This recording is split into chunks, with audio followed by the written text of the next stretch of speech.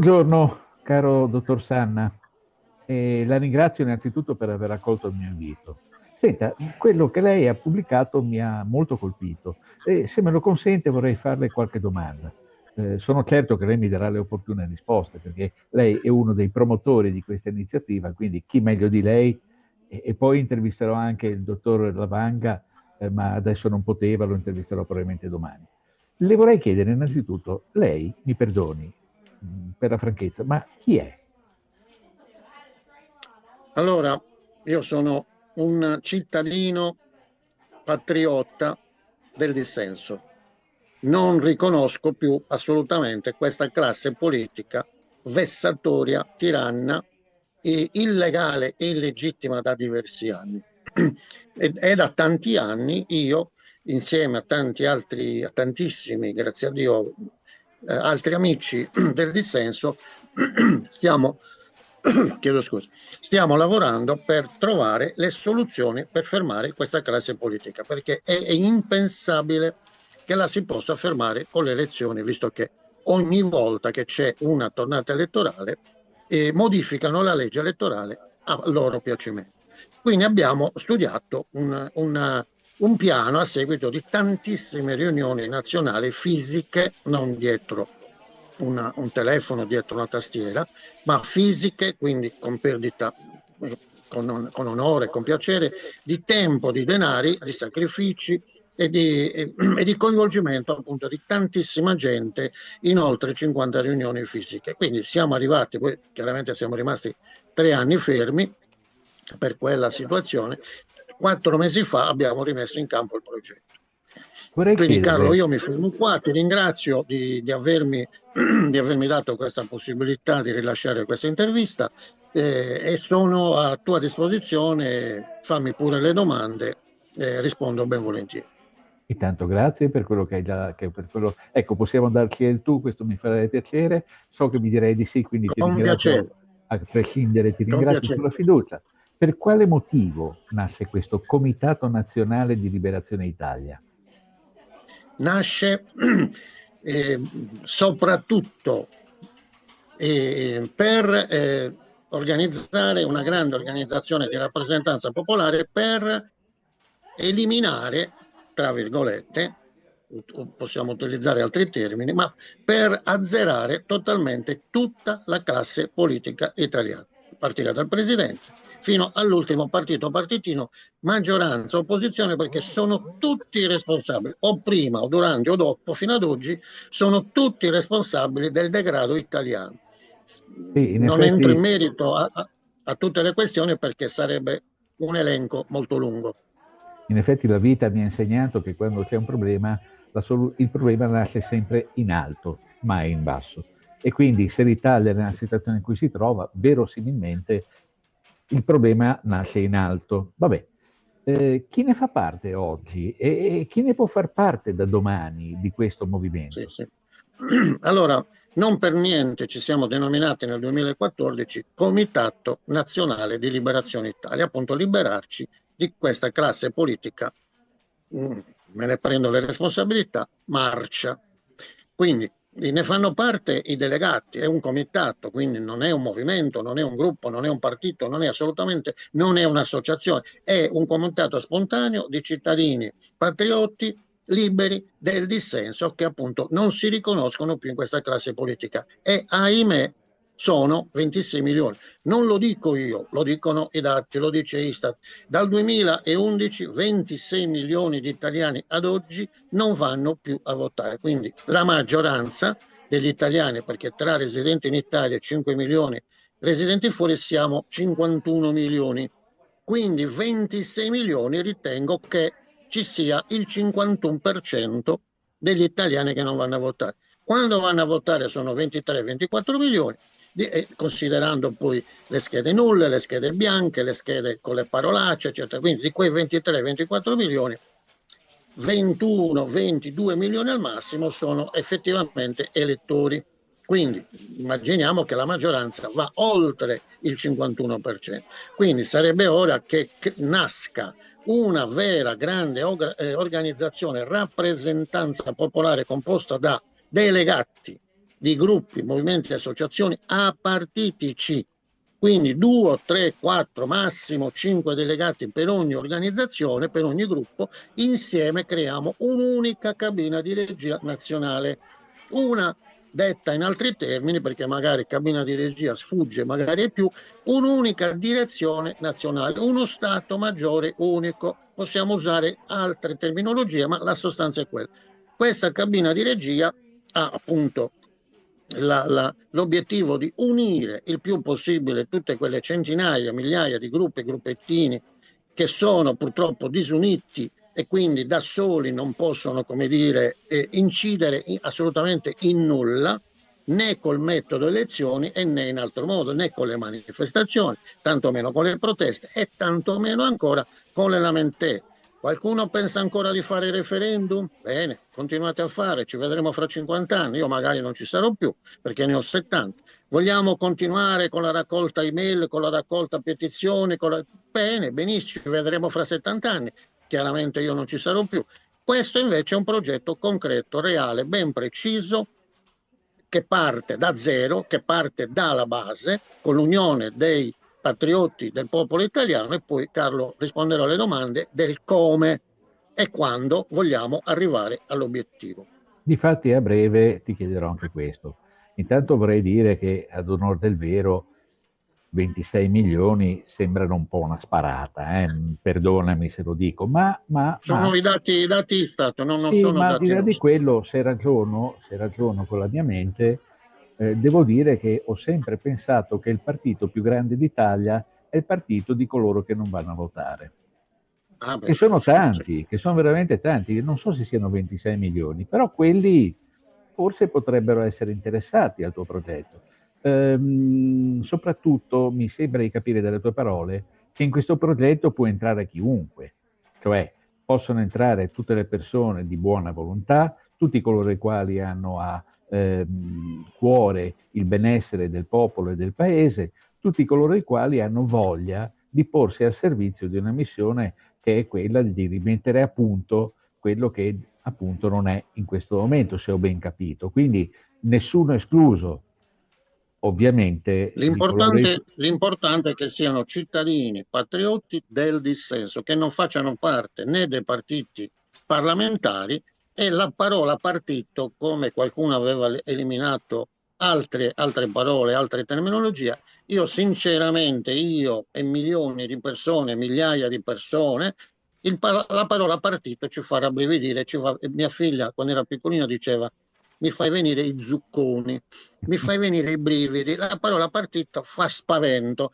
Poi anche la parola movimento ormai purtroppo è stata bruciata da una certa fazione politica, che doveva essere il nuovo, il cambiamento, eccetera. Quindi hanno bruciato tutta una serie di parole e di terminologie. Quindi li rigettiamo, chiaramente, tutte queste parole, queste terminologie, in parole nuove, chiare, limpide, quello che veramente vuole la maggioranza dei cittadini. Noi vogliamo creare un Parlamento, chiaramente non istituzionale, ma un Parlamento dei patrioti del popolo italiano, 600 rappresentanti volontari, perché è chiaro che non ci sono elezioni, non occorre nulla, assolutamente nulla. Questo Parlamento, che essendo una grande organizzazione nazionale popolare, serve per eleggere un nostro governo interno. Non usiamo le parole governo, come diceva una certa fascia politica, ma un governo tecnico provvisorio di transizione popolare nominato da noi, pronto, mi auguro al più presto, per sostituire. Si è interrotto il segnale. Dove siamo arrivati? Dicevo, sicuramente qualunque cittadino può partecipare a questo movimento, che è una parola giusta, anche se è stata Comitato screditata. nazionale, perdonami Carlo, comitato non è Comitato, a un questo movimento, comitato. non è un partito, non è un gruppo, non è un'associazione, non è semplicemente nulla. È un comitato nazionale spontaneo di chi ne vuole aderire, singoli patrioti, apartitici, delegati di gruppi, movimenti, associazioni, apartitici. Questo è un Quindi, comitato nazionale di liberazione. Liberarci da chi? Liberarci, come ho detto prima, di tutta questa classe politica, perché sono tutti responsabili, non la maggioranza e l'opposizione, no, prima c'era l'opposizione, adesso si sono invertiti tra di loro, quindi sono tutti responsabili. Il genocidio che hanno commesso nella storia dei 3 anni del famoso Covid, vero o non vero, non ci sono migliaia di morti, ma non ci sono responsabili. Quindi quelli che c'erano prima sono i responsabili e naturalmente sempre complici anche l'opposizione, perché voi dovete anche sapere una cosa, che se l'opposizione in Parlamento e in Senato si dimettono in massa, ma non lo faranno mai perché 15-20 mila al mese, tutti i benefici, chi li molla? Non li molla nessuno. Però tecnicamente la legge dice che se tutta l'opposizione si dimette in massa, si crea il vuoto istituzionale e il presidente, se fosse veramente un grande padre di famiglia, è obbligato a sciogliere le Camere. Questo non l'hanno mai fatto perché naturalmente i partiti sono lobby. La parola partito, di parte dal greco, appunto, loro vanno al governo per i loro interessi, non per gli interessi. Non hanno mai amministrato negli interessi della popolazione, anzi, la popolazione, noi tutti siamo veramente sotto scacco e ci stanno distruggendo in tutti i modi possibili e immaginabili. La goccia che fa traboccare il vaso, che è che ormai a tutti gli effetti hanno dichiarato guerra, stanziando il 5% del nostro PIL, estendendo tappeti rossi a destra, a sinistra, al centro, oltreoceano, eccetera, eccetera. Per che cosa? Per mettere 800, 1000 miliardi, l'Italia ne mette 150, 180, per andare in guerra. La Costituzione dice no e chiunque viola la Costituzione, che l'hanno fatto e lo stanno continuando a fare, dovrà risponderne a tribunali speciali del popolo, chiaramente non tribunali speciali di boia, ma tribunali speciali composta da giuridici e giurie popolari, perché chi veramente ha commesso reati e tradimento contro la popolazione ne deve rispondere. Non la può continuare a passare liscia e continuare a governare, continuare a arricchirsi, continuare a rimettere le pensioni d'oro anche ai morti, ai loro morti, come dicono a Roma, li mortacci tua. Quindi non va assolutamente bene. Dobbiamo unire una grande fetta di popolazione per essere legittimati per andare a chiedere al presidente che ci sarà al momento opportuno, sciogli le Camere e dacci, per evitare caos, per evitare qualunque disgrazia, dai l'incarico al nostro primo ministro che andremo a nominare a fine settembre, il nostro governo tecnico provvisorio, un mandato per un governo provvisorio tecnico di transizione popolare, che probabilmente serviranno 2 anni, 3 anni come minimo per eliminare tutte le schifezze che loro hanno fatto fino ad oggi e che vogliono continuare a fare. Quindi noi dobbiamo prepararci il più velocemente possibile per fermarli, perché se Allora, disgraziatamente... ne approfitto, chiedo perdoni, scusa, perché siamo in conclusione. Sì, non voglio andare. Quindi Prego. ripeto, se ho ben capito, chiunque può partecipare a questo comitato, salvo coloro i quali abbiano dei problemi con la giustizia. Nel nostro Parlamento ce ne sono più di 180, se non mi sbaglio, però noi nel Consiglio no, non li volete. Vabbè, mi piace. In questo Comitato Nazionale di Liberazione, Carlo, non possono far parte i politicanti di prima e di adesso responsabili di tutto quello che è successo, cioè dei partiti di maggioranza e di opposizione. Ma Tutti guarda, i partiti sono responsabili. Come sfondi una porta aperta, perché da tutta la vita io non sto con i partiti, io sto con gli arrivati, che è diverso. Ti faccio un'ultima domanda. In che modo intendi e intendete realizzare questo progetto, che sembra bellissimo a sentirlo descrivere? Perché Sì. è molto complesso sicuramente. Avete un piano preciso?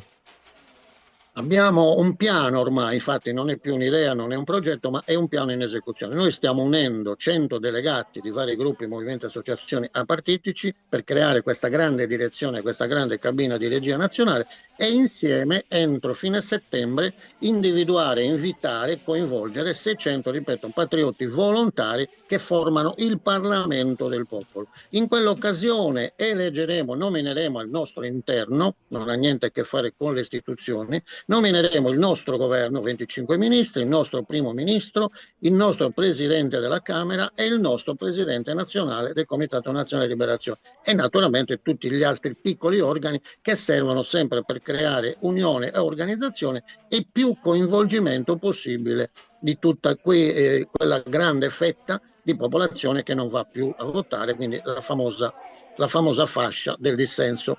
Quindi sono invitati tutti questi gruppi, gruppetti e movimenti in un'unica cabina di regia, ripeto, orizzontale, non c'è nessuna piramide, non c'è un presidente, io sono un semplice referente, punto di riferimento insieme al mio amico Pietro Lavanga, siamo i due co-referenti nazionali, però tutti gli altri che già fanno parte della cabina di regia ad oggi sono 75, però vogliamo arrivare entro il 14 a 100 delegati che formeranno, che quindi dietro di noi ci sono gruppi, gruppetti, movimenti, quindi siamo già, come dire, migliaia e migliaia di persone dietro di noi. Questi 100 è un numero noi che ci siamo posti minimo, se di più è meglio, chiaro, perché più siamo e meglio è. Dalla nomina del nostro organigramma noi ci siamo prefissati 7 mesi per arrivare ad aprile. Durante questi 7 mesi avvieremo una massiccia campagna di informazione, di fatto da oggi è già partita attraverso il nostro ufficio stampa, però ognuno di noi, ognuno dei componenti della cabina di regia è il comunicatore, è l'apostolo, è quella persona che nella sua città, nella sua provincia o nella sua regione diffonderà questa notizia. Finalmente una grande organizzazione nazionale popolare dal basso, senza candidature. Qua non si tratta di andare a elezioni, candidato qui, candidato no, qua si tratta di unirsi per avere quei 3, 4, 5, se qualche tecnico nostro dice che in 7 mesi con questo tipo di progetto mai messo in campo in Italia, se non sommariamente da qualcuno rubato a noi, perché noi siamo nati nel 2014, qualcuno ha cercato di usurpare questo progetto, ma non conoscendo i dettagli non è stato in grado di metterlo in campo, tant'è vero che, come dire, ha fatto un passo indietro e ora stanno creando partiti, che è il nuovo che avanza, no? Perché bisogna creare nuovi partiti, altrimenti non riusciamo, per carità. Quindi niente, è un comitato di liberazione nazionale da questa classe politica. Uniamoci e dentro aprile 2026, una volta che abbiamo raccolto insieme a noi, qualche milione di quegli italiani, chiederemo al Quirinale un appuntamento, saliremo su, perché ci riceverà, questo riceve tutti, almeno per quanto riceve, chiaro che dirà di no, noi chiederemo un mandato al nostro primo ministro per appunto presentare questo governo tecnico provvisorio di transizione popolare per eliminare tutte le schifezze, chiederemo lo scioglimento delle Camere e naturalmente se dirà di sì ne gioveranno tutti. Se dirà di no, perché noi il giorno convocheremo tutti quei milioni di persone con tutto il lavoro che faremo casa per casa, è caso di dire porta a porta, negli 8.000 comuni circa italiani e nelle 107 province, nelle 20 regioni, in tutti i modi possibili e immaginabili porteremo milioni di persone non in piazza, ma davanti a quel portone. Quindi per dire, caro signore, chiunque ci sarà in quel momento, o ci dà il mandato e scioglie le Camere, altrimenti dici di no, noi ce ne andiamo e quello che succede, noi non abbiamo nessuna responsabilità. Voi avete iniziato il caos e voi ve ne prenderete le conseguenze. Siamo ormai a questi livelli. Se poi, ripeto, in questi 7 mesi, Carlo, scusa se mi dilungo un attimo, se in questi 7 mesi, perché ormai ufficialmente siamo in guerra, manca solo la dichiarazione ufficiale, se questi signori o il presidente o la signora di Torvaianica o tutti i suoi colleghi dovessero in qualche modo dichiarare guerra, beh signori, allora non si andrà a chiedere il governo tecnico provvisorio, ma si andrà a chiuderli dentro quel portone, non a farlo aprire, perché noi, maggioranza degli italiani, li dovremo chiudere, perché noi in guerra non ci vogliamo andare,